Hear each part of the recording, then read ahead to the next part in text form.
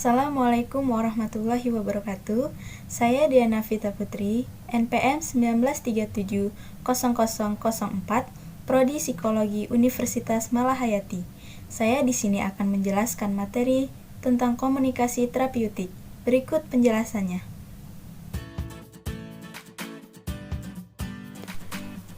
Yang pertama adalah pengertian komunikasi terapeutik. Komunikasi terapeutik adalah komunikasi yang mendorong dan membantu proses penyembuhan klien. Menurut Northaus 1998, mendefinisikan komunikasi terapeutik adalah kemampuan atau keterampilan konselor untuk membantu klien beradaptasi terhadap stres, mengatasi gangguan psikologis, serta belajar bagaimana berhubungan dengan orang lain.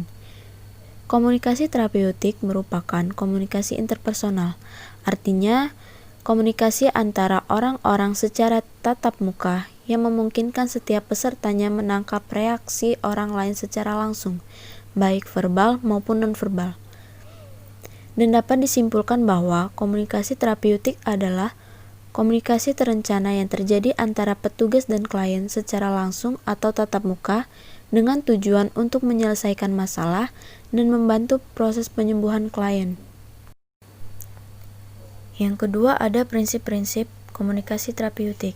Dalam prinsip-prinsip komunikasi terapeutik terdapat dua prinsip, yaitu prinsip dasar komunikasi terapeutik dan prinsip umum komunikasi terapeutik.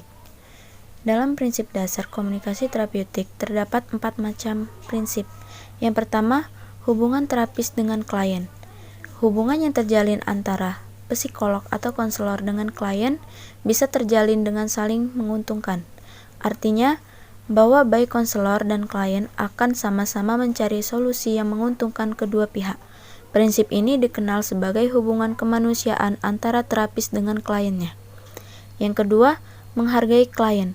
Prinsip ini menekankan bahwa seorang konselor harus dapat memahami kliennya dengan baik melalui kelebihan atau kekurangannya.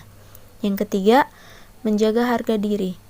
Jenis terapi dalam psikologi dan terapi sakit jiwa dapat berhasil apabila kedua pihak dapat menjaga harga dirinya.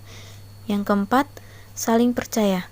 Sejak awal terapi, rasa saling percaya antara konselor dan pasien harus dapat terjalin baik. Yang kedua ada prinsip umum komunikasi terapeutik. Dalam prinsip umum ada beberapa prinsip. Yang pertama itu ada realisasi diri. Saat menghadapi klien, seorang psikolog harus melakukan realisasi diri.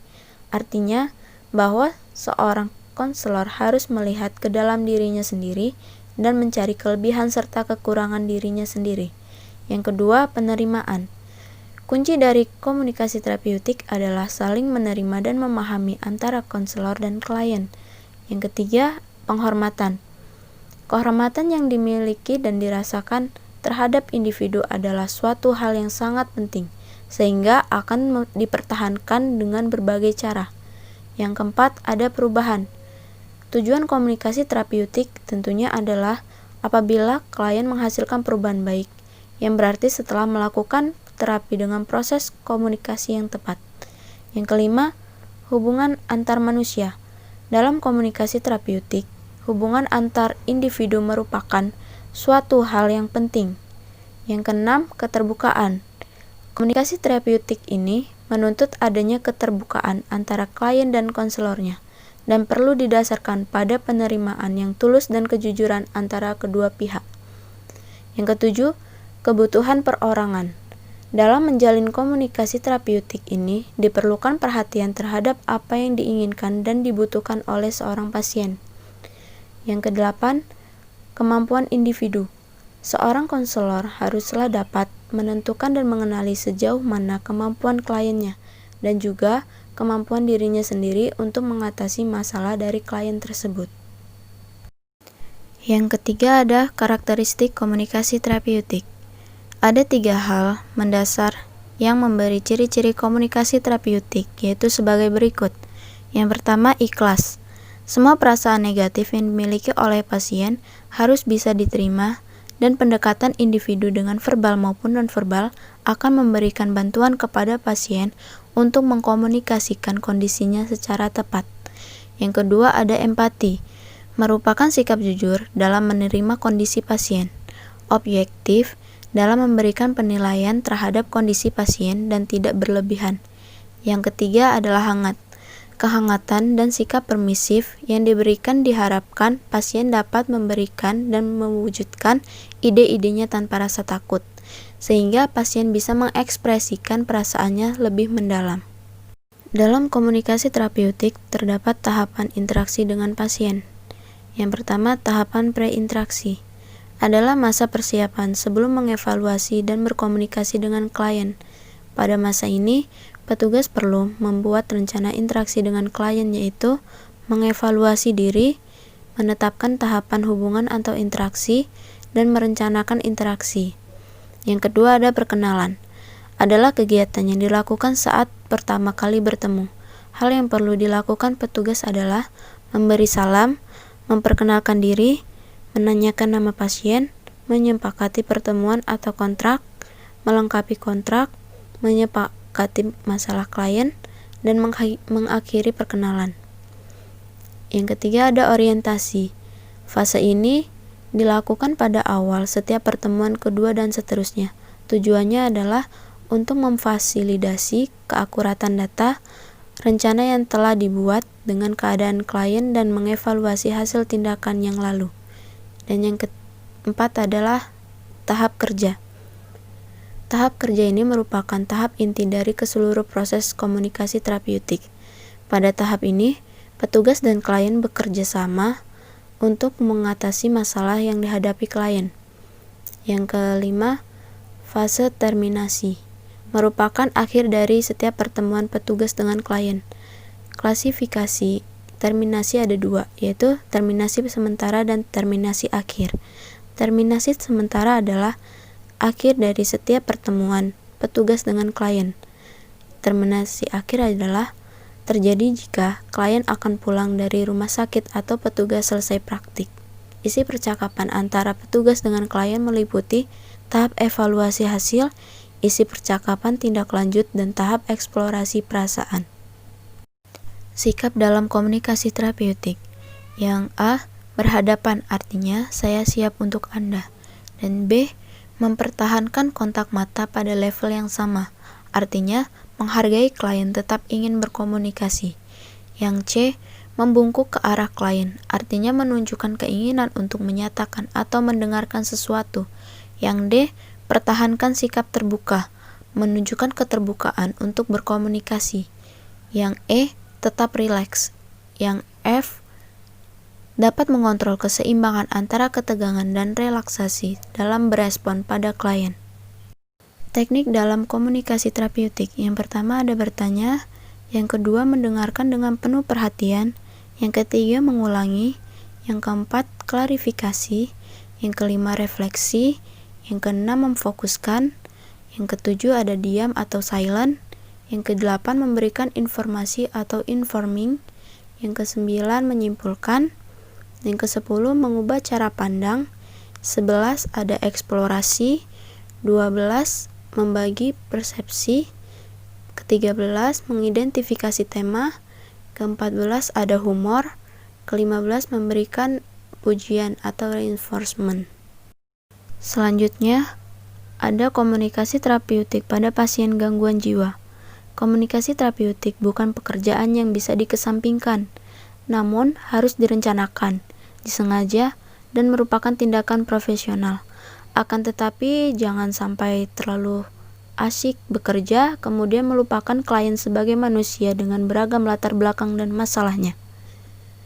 Faktor-faktor penghambat komunikasi adalah perkembangan, persepsi, nilai, latar belakang sosial budaya, emosi, jenis kelamin, pengetahuan, peran dan hubungan, lingkungan, jarak, citra diri, dan kondisi fisik. Berkomunikasi dengan penderita gangguan jiwa membutuhkan sebuah teknik khusus.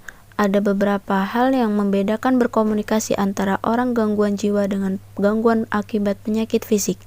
Perbedaannya adalah, yang pertama, penderita gangguan jiwa cenderung mengalami konsep diri, sedangkan penderita gangguan penyakit fisik masih memiliki konsep diri yang wajar, kecuali pasien dengan perubahan fisik, contohnya pasien dengan penyakit kulit, pasien amputasi, dan lain-lain. Yang kedua, gangguan jiwa cenderung asik dengan dirinya sendiri, sedangkan penderita penyakit fisik membutuhkan support dari orang lain. Yang ketiga, penderita gangguan jiwa cenderung sehat secara fisik. Penderita gangguan fisik bisa saja jiwanya sehat, tapi bisa juga ikut terganggu.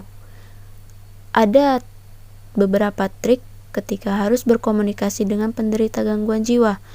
Yang pertama, pada pasien halusinasi, maka perbanyak aktivitas komunikasi, baik meminta klien berkomunikasi dengan klien lain maupun dengan konselor. Pasien halusinasi terkadang menikmati dunianya dan harus sering dialihkan dengan aktivitas fisik. Yang kedua, pada pasien harga diri rendah harus banyak diberi reinforcement. Yang ketiga, pada klien menarik diri, sering libatkan dalam aktivitas atau kegiatan yang bersama-sama. Ajari dan contohkan cara berkenalan dan berbincang dengan klien lain. Yang keempat, klien perilaku kekerasan. Khusus pada pasien perilaku kekerasan, maka harus direduksi atau ditenangkan dengan obat-obatan sebelum kita support dengan terapi-terapi lain.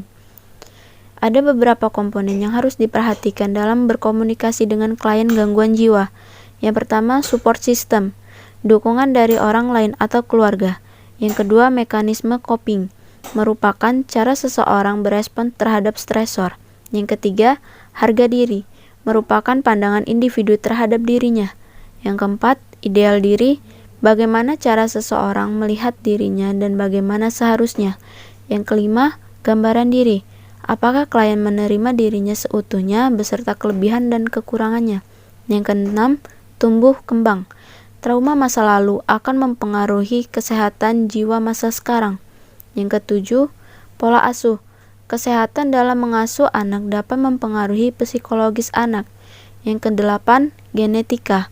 Gangguan jiwa dapat diturunkan secara genetis bahkan pada saudara kembar. Yang kesembilan, lingkungan. Lingkungan yang buruk merupakan salah satu pemicu munculnya gangguan jiwa. Yang kesepuluh, penyalahgunaan zat, memicu terjadinya depresi, susunan saraf pusat, perubahan pada neurotransmitter. Yang ke-11, perawatan diri. Perawatan diri yang buruk dapat memicu munculnya perasaan minder. Dan yang ke-11 ada kesehatan fisik. Gangguan pada sistem saraf dapat mengubah fungsi neurologis.